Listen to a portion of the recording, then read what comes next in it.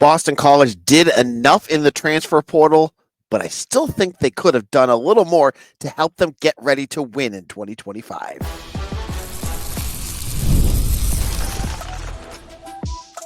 You are Locked On Boston College, your daily podcast on the Boston College Eagles. Part of the Locked On Podcast Network, your team every day. Hello, everyone, and welcome. This is Locked On Boston College, your team every day. I am your host, AJ Black of Eagle Insider, part of the 247 Network. I've been covering Boston College for over a decade. If you're looking for insight, analysis, and scoops, you are in the right place. We are a daily Boston College podcast, does this 5 days a week. We're available on YouTube or wherever you get your podcasts, and we're so happy you're here. Today's show, we're going to talk about the state of BC baseball. Where are they at? How is the season going? I haven't really talked about them much, but I got some updates on them. I want to talk about women's lacrosse, one win away from the Final Four. We'll get into that. Then we're going to talk about recruiting. BC football has lost two pretty good targets that they were going after at the linebacker position, but there's two really good ones I want to tell you about. We'll get into that in a little bit. But I want to kick off by talking about the transfer portal.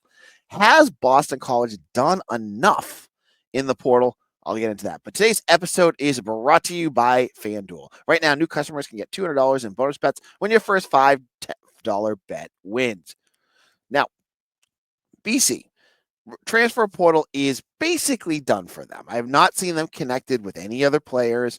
I think that they've got the guys in that they want. And if you look at the numbers of in versus out, it's pretty much even at this point. BC has added, since the end of the season, 17 players in the transfer portal. They've lost 18 players. Now, the big question is, has Boston College done enough in the portal? Has Bill O'Brien really kind of improved his team? And my answer is yes, but. Yes, but. Because I think they have, but I still think there were a few positions I really wished they opened up those coffers, those big, rich Boston College NIL coffers, and added just a little bit more. Now, I love what they've done at certain positions. Quarterback, adding Dylan Larnagin. Obviously, it's been the story of the year so far. A guy that is going to challenge Grayson James for that starting job. Love that. Running back, you really didn't need to do anything. You got enough depth there. Wide receiver, even with the depth that they had, which I think is pretty good, you added VJ Wilkins. And I love that addition. And I've talked about that multiple times. Explosive wide receiver that you brought in. Tight end, you brought in a pair. You brought in Zeke Moore and Ty Lockwood. Ty Lockwood's probably going to be a guy we're going to be talking about all fall long. So that's another position. But on the offense, the one position I wished, I really think that they should have added more is offensive line. Now you added two, Amir Johnson, Tommy Matheson. And I can't gauge what Tommy Matheson is going to be yet because he's still, I think he's probably just finished at Princeton. But that means he wasn't there during spring. Amir Johnson, underclassman from Merrimack. It's underclassman from Merrimack. It's going to take him a little while, I think, to get here. So that just shows me you got an Ivy League guy and a low-level guy. We saw Jeff Halfley in the past get Logan Taylor, get Kyle Hergel. You know, they've landed transfers that have been important on the offensive line. That's the kind of player. I wish they just grabbed one. You know, to solidify, if you got an offensive lineman that you knew you could plug in it right away, I feel like that would have been good. So on the offense, that's where I don't think they did enough, in my opinion. That's just my opinion. Maybe they view their offensive line a little differently than I do. And I'm a podcast host here, folks. This is how I see things. Defensively, they added in the linebacker position. They added Jason Hewlett from Michigan. And, you know, there's other, you know, they added depth with that kid, the kid from Division III, but he's a walk-on, so I'm not going to really talk much about that. Adding Hewlett's fine. I think you're adding in three other injured players back in the summer, according to Bill O'Brien. So I think linebacker is fine. Secondary, you did nothing. You didn't need to do anything. Your secondary is completely fine. I look at the defensive line, and I still wished that they again. The one thing that I did not see is going out and getting a guy that you know is going to be able to go ahead and go day one. Because I think you look at the edge and you lose Donovan Azaraku. And the concern is who is going to be next? And you may have that guy on your roster. Maybe Tim Lewis is looking at that roster and going, Jason Flint, he's ready. He's going to be our guy. Or, there's someone else, Josiah Griffin, he will be our guy. My thought, just as from an outsider's, someone who watches and, I've been at practice, I've seen a lot, I watch the games and everything like that. I look at that edge position and I wished they just grabbed one guy that I felt like would be a plug and play guy. Onye Nuisi, I did not see a ton of him during camp. Favor Bate, he's coming in from Merrimack. Is he going to be ready? I don't know. I think I like him. I like him a lot, but I still wished there was that guy. And the same thing at defensive tackle. You're going to be playing Owen Stodmeyer. You added two guys. You added Chuck Nato from Elon, and you added Chris Marable from Wake Forest. Chris Marable was, to me, it seemed like a reaction to losing George Rooks. Or it was just, another depth piece. But again, you lost Cam Horsley. Do you have enough? And it's just I wish they could. There's all sorts of other factors. I am going to be upfront with that right now because I feel like one of the biggest pieces of Bill O'Brien's transfer portal philosophy is he wants guys that are going to fit into their culture, which I think is also very important. And he wants guys that he can develop. If you bring in a guy that you just don't think is going to have a high upside, then what's the point of that? But if you bring in Chris Marable or you bring in, Eli Boykin, the edge rusher, and you say these guys are ready, that's good. I look at this year and wonder if they have enough this year. Maybe this is all going to be great news as they continue to build depth on this roster and they continue to build out what they have at each position. That could be a positive. But I look at, is there enough for 2025? And that I wonder. I wonder if there is enough. Now, just an overview of this whole philosophy. I like what Bill O'Brien's doing. I think Hafley, he was very hit or miss with the guys that he brought in. When Jeff Hafley was much more, especially that last year, was very active in the portal. But the guys that he brought in were hit or miss, right? Like you hit with a guy like, Grayson James or Jordan McDonald. Like he hit on that, missed on Jaydn McGowan, missed on Jerron Bradley. Other guys there, are still TBA. Like, I don't know. I feel like this is what BC's going to have to be like, though, because we don't have the world's biggest coffers. And honestly, I am fine with them being a developmental program. It's going to take a little bit longer to make them hit their ceiling, but BC is never going to be Miami, who is just rebuilding their entire roster through the portal. They're never going to be the next, Colorado. And honestly, I would rather see BC doing what they're doing than doing what like Syracuse is doing. Syracuse is a school that has similar and resources to BC. And Fran Brown thinks he's the next Dion out there trying to rebuild through the portal. I just don't see it being a long-term level of success for them. I like what O'Brien is doing in terms of bringing in his guys, letting them practice their butts off, and getting to that next level. So it's been okay. Is it the most exciting portal season for BC? I don't think so, but it's worked. So we'll have to wait to see how the results happen on the field.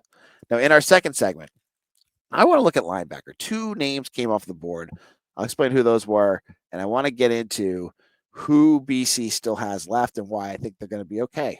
I'll get into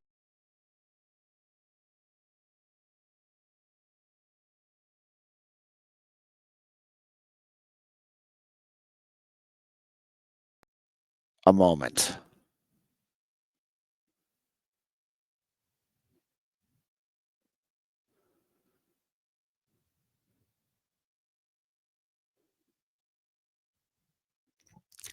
The NBA playoffs are in full swing, and every night delivers highlight-worthy performances, major momentum shifts, and can't-miss moments. Did you watch that Celtics and Knicks games last night? Wow, things are looking bleak for the Celtics. Whether it's a game-winning shot or a breakout player or the end of Jason Tatum, there's never been a better time to get in on the action. FanDuel makes it easy to get it stay in the game before tip-off and live. With player props, performances, trends, and same-game parlays, fans have more ways than ever to play smart and win big. Are you a Celtics fan? Right now, you can get the Celtics winning the series at plus 460. If you think they can come back, that means you put down $5, you could win $23. Is that what you want? Maybe that's something you're looking at. Or, hey, if you're thinking the Knicks are going to go there, you can get the game by game points per game, the spread for each game. So check that out wherever you, on FanDuel. And how could a $200 bonus bets add to the excitement if your first $5 bet wins? This is what I'm talking about right here, folks. So if you're new to FanDuel, it's the perfect time to sign up. So head to FanDuel.com and place that $5 bet. If it wins, you'll get $200 in bonus bets. Make every moment more with FanDuel, the official sports betting partner of the NBA.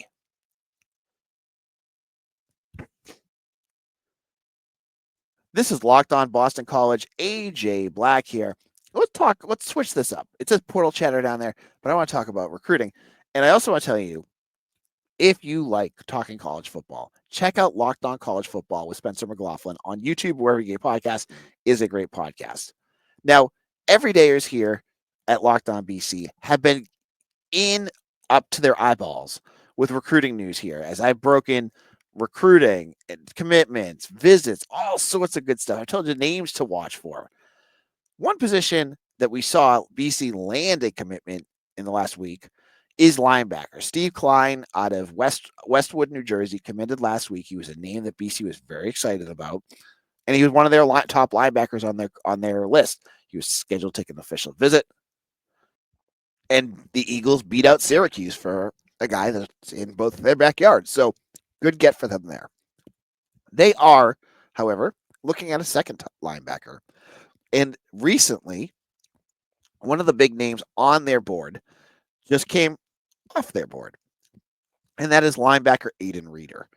Jaydn Reeder is a linebacker from St. Xavier, Ohio, which, if you're a big BC fan, you know that's the school that Luke Kuechly, Sean Duggan, Stephen Daniels, Matt Reevy, it's a big feeder school for BC. Well, Reeder, who was supposed to go to BC for an official visit, is not going to be making his official visit because he committed to Wisconsin. Now, to be upfront, this had been trending away from BC for a while. It just seemed like he was more interested in the Big Ten area. That's where he picked. So that knocks off another linebacker. Well, the news didn't get much better yesterday, as Cajun, California linebacker Taylor Johnson, who BC just offered 2 days ago, committed to USC. Now, that recruitment didn't seem as far along as Reeder. Reeder, you were having for an official visit. Johnson you just saw his tape, made an offer. USC is in his backyard. It made sense, right? So then I'm sure your first thought is, oh my gosh, AJ, what's going on? Why is BC losing all these commitments? I mean, these recruits. Well, first of all, they haven't really. You wanted Reeder. I totally get that. Like, this is a guy that I thought would be a really solid linebacker. And hey, you never know. He may not be the guy right now, but Luke Fickell at Wisconsin, that's hot seat's a little hot. If he loses his job, you never know. Maybe BC jumps in on there late, but that's something for another discussion. And I'm not sure if they'll continue recruiting him. That's stuff that's not privy to me. That being said, there are two names that you want to watch for still. There are two names I think that BC still has a really good shot with, and I think are high on their board. The first one is Jaydn Williams. Jaydn Williams is a linebacker from Washington High School in Massillon, Ohio. He's not rated yet, but he is a high flying, fast recruit. He's 6'2", 205 pounds, who has 3 official visits set up right now. He's going to BC first. As you know here, if you're an everydayer, I love those first visits because that means he ain't going to the other ones if he really likes BC. He's got BC, he's got Virginia, and he's got Indiana. Indiana's the one that scares me the most because Indiana was one that just landed Trevor Gibbs, who was supposed to take an official visit to BC, and he committed. They've got something rolling there with Kirk Cignetti. I worry about that, but I still think BC's in really good shape. I know Jaydn Williams was on campus during the spring. This is a kid that really does like Boston College, and he will be a name that I will watch for. And then another name. The other name is an amazing one of those all team recruit names, and it's Rocky Cummings. Now, Rocky Cummings was someone Jonathan DiBiaso identified early, and he's from Carlsbad, California. He's coming in June as well. He has popped up lately as like a really late blooming linebacker, but BC was in really early with him, so I think they're in good shape here. Now he is 6'3", so he's even bigger, 210. Now he has offers. He in the last it feels like a week. So yeah, last week he's gotten offers from Cal, San Jose State, which whatever, Minnesota, and Arizona. So 3 Power 4 programs in the last week. So yeah, he was a guy. If you would ask me a week ago, like 2 weeks ago, I would have said, "Hey, this is not someone that's huge on their list," but he obviously had something in his film that really caught the staff's attention, and now they again identified him early. This is something that Bill O'Brien's staff does really well. If you've not noticed, yeah, maybe some of these guys they're not landing, but what really catches me is how many recruits O'Brien's staff offers early, gets good relationships with, and then other schools oh wait, who's this dude, and come along later, because Bill O'Brien and that staff, they watch film and they see things, I think, at a very high level. They see things and are able to identify talent. So you're going to get, in my opinion, I think in the classes that O'Brien brings in, you're going to get less of the guys that just don't pan out. And you're going to get some because, only so much you can see in film in a quick interview. But I think BC their this whole staff really does a great job of chopping up film, watching guys live, and getting good talent. So Rocky Cummings is another one where, I would post that he got an offer from BC and he's going to take an official visit. And what do I see in my comments on YouTube or on Twitter? Oh, but he has no. Why are they bringing him in? He doesn't have any other offers. This is Bill O'Brien doesn't know what he's doing and blah blah blah. I see a lot of that. Now look at him. He's got 4 Power 4 offers. His recruitment is exploding. What I'm saying is Cummings is just the latest example of, just pump the brakes on these negative reactions when someone gets an offer, because clearly Cummings is going to be a guy that's going to be hard to get. He is. Williams was the same thing. Jaydn Williams, when they offered him, I believe BC was one of the first 1 or 2 guys that they offered. Again, identifying early, building that relationship. It's not going to work every time, but a lot of times it will help you build a relationship to land a commitment and to keep that commitment. So the identifying talent, the building relationship, all that is super important for BC football, and they're doing a really good job with it. And I think that's going to help them land a second linebacker, whether it's Cummings, whether it's Williams, whatever one they land out of those pair, I think will be a good addition for BC. Now, in our final segment, I want to talk about lacrosse and baseball.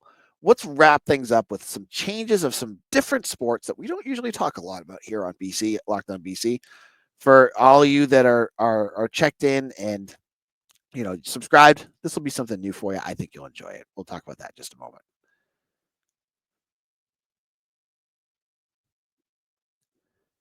Ever check your bank account and wonder, hey, where did all my money go? Between dining out, online shopping, and entertainment, it's easy to lose track of your money, and that's where Monarch Money comes in. It's your personal CFO giving you full visibility and control over your finances. Monarch Money isn't just a budgeting app, it's a complete financial command center. You can track all your accounts, investments, and spending in one place just so you stop just managing money and building your wealth. For me, I have a family of 4. We go out to dinner probably a little too much. When I used Monarch Money, I got to see how much I actually was spending, and it opened my eyes. And with the way that it's easy to collaborate, I was able to have my wife set up an account. We could go over it together and work on it as a family and really stop spending so much and save more. That was important to us. So take control of your finances with Monarch Money. Use code LOCKEDONCollege at monarchmoney.com for 50% off your first year. That's monarchmoney.com, code LOCKEDONCollege for half off your first year.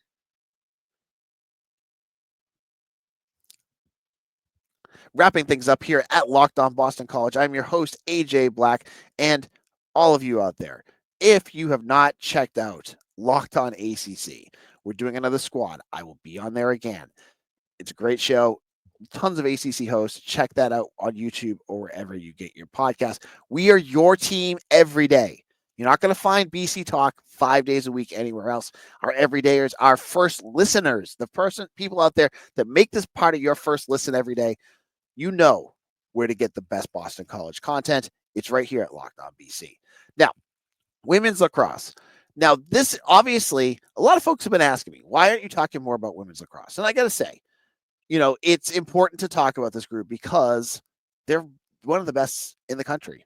They are the pride of Boston College, and they've had an up and down season. And it's kind of like the hockey team, if I can honestly be frank here. Women's lacrosse was number 1 in the country for most of the season, but they could not get past UNC. They lost to them during the season. They lost to them during the ACC tournament, and I'm sure they're probably on a crash course with them in the NCAA tournament.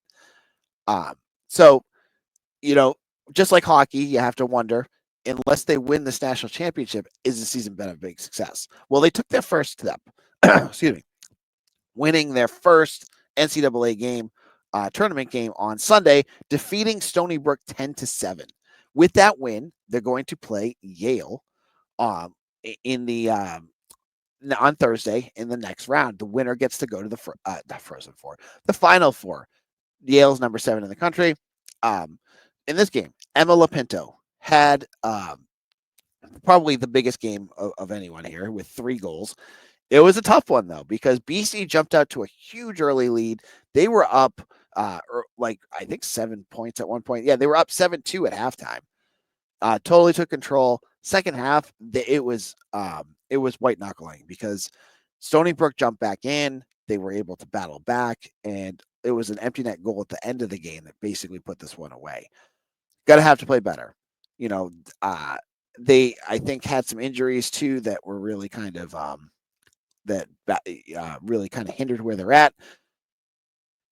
But you got to play Yale, and then it's off to the Final Four. You got to beat Yale, though. It's at Newton, so if you're in the area and you want to go to the game, I would love to go, but I don't have the ability during the weekday to get there. So if you're there, go check them out. Then let's talk about baseball. Baseball is about to wrap up their season as well. But at least, unlike basketball, this team was going to make the tournament because remember this, I believe not everyone makes a tournament in baseball. They just won 2 games in the against UMass Lowell this last weekend. They played at Lowell, which is interesting. I don't know why they got they got sent over to Lowell, but they won 2 games. And there's 2 things I want to talk about. Josiah Ragsdale is something. They've got this outfielder, Josiah Ragsdale, is 4 stolen bases away from breaking the school record. Will he get there? Probably not, because they have one more series against Cal, and then the ACC tournament. They're not going to make the NCAA tournament right now. They, it's been a better season for them, but it's not good enough to get to that level. It's a rebuild there in Boston and over in Brighton. And right now they are 25-26. They're 10-17 in conference. You'd love to see them win a few more games there. But I wanted to bring up Josiah Ragsdale. Speedy, freshman, like really, really good. And speaking of freshmen, the one position that I've noticed has been a bit of an issue has been pitching all year. Their team ERA is not good, but there is a shining beacon of hope there, and that is they have two freshman pitchers that have really, really shown up, and that's Gavin Soares and Brady Miller. They have over 72 and a half innings, an ERA of 3.05. They've been dominant of late. They're only freshmen, and BC needs pitching really bad. So having these guys here young, hopefully they don't enter the portal. With the world of the transfer portal, you never know. But they are the shining beacon of BC's pitching staff, and really like something to look forward towards the future. So for baseball, it has not been a disappointment because this has been a rebuilding year, and you've seen a lot of the right things going right. They just, they're just not there yet. When you have to play teams like Louisville, Florida State, Virginia, it's tough, and they've battled, and there's been games where they've taken huge leads and that pitching staff just lets it wipe away, or there's been games where they just haven't been able to hit. It's just been kind of inconsistent, but if they can finish the season 500, can't complain. Now on tomorrow's show, let's dive more into football. I'll have more recruiting news. I think we should talk more about recruiting because it's going to start really heating up soon. So you're going to want to hear what I have to say about where some different targets are at. I'll have it all here at Locked On BC. Follow me on Twitter at AJBlack247. Make sure to subscribe on YouTube or wherever you get your podcasts. And thank you for making us your first listen every day, because we're Locked On Boston College, your team every day. We're here for you, the Boston College fans, and I love each and every one of you that have made us your first listen. So thank you. We'll see you all again tomorrow for another episode of Locked On Boston College, your team every day.